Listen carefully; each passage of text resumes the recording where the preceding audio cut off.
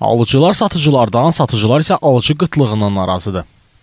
Əsasən Rusiya istehsalı olan avtomobillərin satıldığı Tovuzun avtomobili bazarında avtomobillərin qiyməti əvvəlki günlərə nisbətən bahalaşıb. Avtomobillərin baha olması isə alıcıların narazılığına səbəb olub. Almaq istəyirəm, bir 011 almaq istəyirəm. Necədir qiymətlər sizə qalmıyor? Qiymətlər çox baha.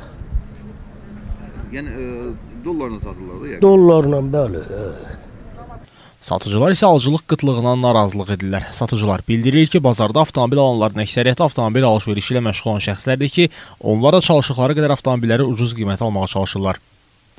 Bazarımızda əvvəlki vaxtlar alış-satış nisbətən yaxşı idi. İndi dolların qalxmağıyla demək olar ki, satış çox azalıb. Bazarda daha çox qazanan isə bazarın qapısının qarşısına duraraq bazara daxil olan hər bir avtomobil sahibindən pul alan nəzarətçilərdir.